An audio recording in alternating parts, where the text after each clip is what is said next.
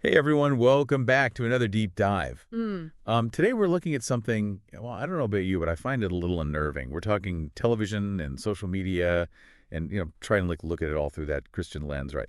You guys sent in some really interesting stuff for us to explore. Yeah, it's a lot to wade through. It is. So we're here to make some sense of it all, hopefully.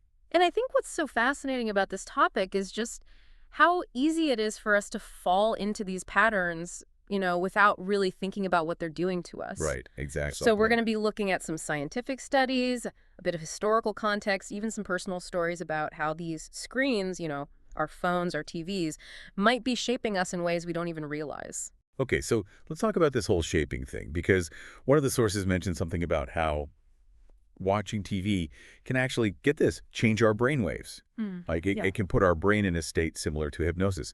It's called, I think, alpha brainwave activity or something. Alpha waves, exactly. Have you ever just gotten sucked into a show and suddenly hours have gone by? Oh, all the time. That might be like your alpha waves doing their thing. Right. And it's funny because alpha waves are actually associated with feeling relaxed, almost meditative. Okay. It's not a bad thing in itself. Like, we need that for rest to relax. But it gets a little tricky because when your brain is in that alpha state, it kind of becomes really suggestible. You're more likely to just kind of absorb whatever you're seeing or hearing without really thinking about it too critically. So it's like our brains are just on autopilot while we're glued to the screen. Pretty much. No wonder we feel like zombies after a TV marathon sometimes, right? Exactly. And this isn't, just some new age theory or anything. There was this experiment back in 1969 by this guy, Herbert Krugman, 69, wow. and he found that when people watched TV, their brainwave activity really did shift towards this alpha state. Yeah. Like, it really suggested this decrease in critical thinking and more passive, what's the word? Receptiveness. Wow. They were really onto something back then, huh? Yeah. But it makes you think, if TV can literally mess with our brainwaves in this way, I mean, what does that mean for how we're actually processing everything we're watching? Especially, some of us are watching for hours every day. Yeah, and that's where this cultivation theory comes in. This researcher, George Gerbner, he said that all that exposure to television, if you're watching a lot, it can actually create this skewed vision of the world. And I mean, I don't just mean like violence on TV making people more violent, although that's part of it. Right. It's more about how everything we watch, all those themes and stories, they start to shape how we see the world, our reality. So, if you're constantly watching news about crime or shows that are always super dark and depressing, you might start to think that that's just normal life, even if it's not really your own experience. Exactly. He called it mean world syndrome. Basically, people who watch tons of TV might start seeing the world as a much scarier, more dangerous place than it really is statistically. Wow. And it can make people, well, more cynical, less trusting of others, just more fearful in general. That's kind of creepy when you think about how, institutions use TV. Oh, absolutely. I was reading about how prisons and hospitals have TVs on all the time. It makes you wonder if that's intentional, Yeah. to keep people calm, maybe even a little too passive. It's a strategy that's been used for a long time. And yeah, when you connect it back to, the alpha brain waves and being in that passive state, it definitely makes you wonder about the effects of too much TV, especially for our ability to really think critically and engage with the world. It's weird. Talking about TV makes you think about social media, too. Totally. Like with TV, it's almost like a one-way street. Yeah, But social media, that's like being in a crazy, crowded town square. it is. With social media, at least we have that potential for actual back and forth, for hearing all sorts of different opinions, right? Yeah, It's not like TV where you're just kind of stuck with whatever's on. exactly. So you're right. It is kind of like what you call it, a town square. Yeah. With social media, it's like there's this whole world of ideas and conversations happening all at once. A marketplace of ideas. That's a good way to put it. But, and this is a big but just like any crowded marketplace, there's bound to be some chaos, Oh, right? yeah. Misinformation, people trying to trick you, the whole 9 yards. You really got to be careful. You need to be discerning, basically. Exactly. Yeah. And it made me think of that proverb, I think it's 18.15. It says, "The heart of the prudent getteth knowledge, and the ear of the wise seeketh knowledge." Hmm. So it's not just about blindly believing everything you see on your phone. Mhm. You got to be smart about it. Look for those nuggets of wisdom. You know what I mean? Yeah. Yeah, for sure. We can't let those critical thinking skills that TV might be zapping totally disappear. Right. You got to be asking questions, figuring out if something's actually true, and honestly, be open to hearing from people who see things differently than you. Totally. It's funny. One of the articles we read about social media talked about online communities as a form of, get this, accountability. Mm. Like in the Bible, Hebrews 3:13 talks about encouraging one another and helping each other stay strong in our faith, right? Yeah, And when you think about it, if you're part of a good online community, you've got people pushing you, supporting you, even calling you out when you need it. it's It's true. a lot different than just sitting there zoning out in front of the TV. Uh-huh. No kidding. But here's the question I think we all need to ask ourselves about social media. Are we really using it to connect with different ideas? Or are we just letting it be this echo chamber where we only hear what we already believe?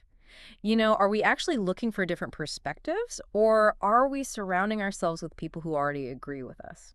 That's a tough one. Mm. But it's something we should all think about for sure.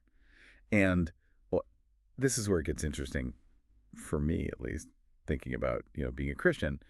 Matthew 5:14, it says, "You are the light of the world." Right. Like we're supposed to be sharing truth and being hopeful, shining bright. And Yeah. that's not just when we're out in the world, right? It Yeah. matters online too, especially if we're spending so much time on social media. I like that. It's like what? Our digital mission field? Exactly. We've Yeah. got to be intentional.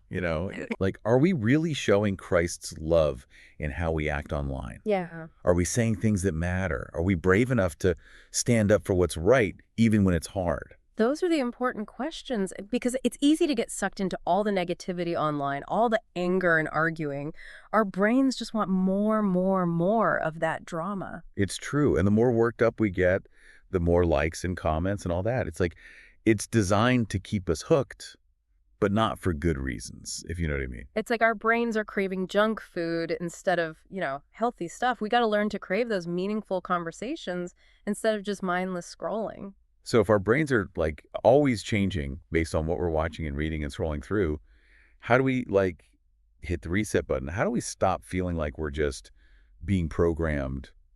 That's where this whole brain plasticity thing gets really exciting, actually. Yeah. It means we're not stuck.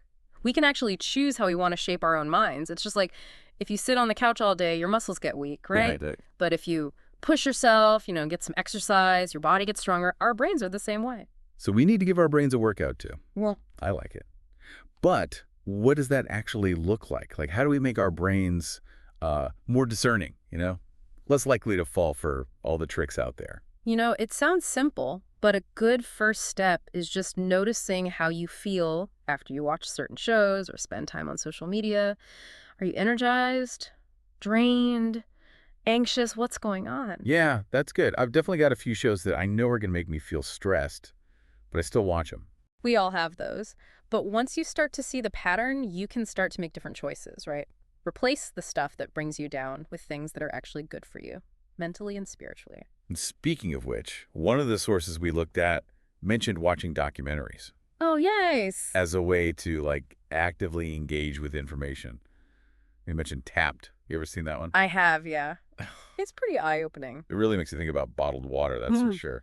And then there was Food Matters, which is all about, challenging how we think about health and stuff. Both great choices. Documentaries are awesome for sparking good conversation and, helping us question what we think we know. Totally. It's so easy to just accept things without thinking.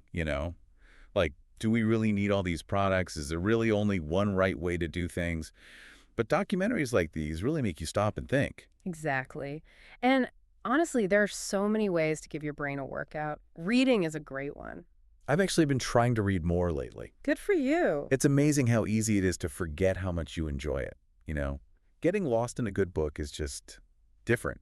It is. Reading is way more active than like watching TV or scrolling through your phone. Yeah. You're using your imagination, you're thinking critically, and those are the same skills we need to be smart about what we're consuming online and off. Right. So it's not about like throwing away our phones and never watching another movie again. Wait. It's about finding that balance and being smart about how we use these things. Exactly. We all know we can't eat junk food all day and expect to be healthy, right? Well, our minds are the same. If we're filling them with, mindless entertainment all the time, it's not going to be good for us. We have to feed our minds good stuff, just like we do our bodies. Things that are true and good and pure. like it says in Philippians, right? Exactly. Philippians 4.8. And, this is where I think our faith comes into. As Christians, we're called to be different, to be thoughtful, to think critically, to care about truth.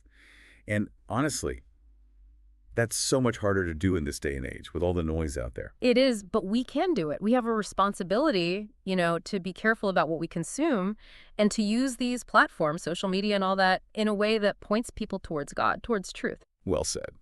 So here's a question for you to think about as we wrap things up. If you could go back and change anything about how you interact with technology, what would it be? What's one small step you could take today to be more intentional, more discerning, Oh, and more engaged with the world around you? Thanks for joining us for another deep dive. absolutely. We have more power than we think to shape our own minds. Let's use it well.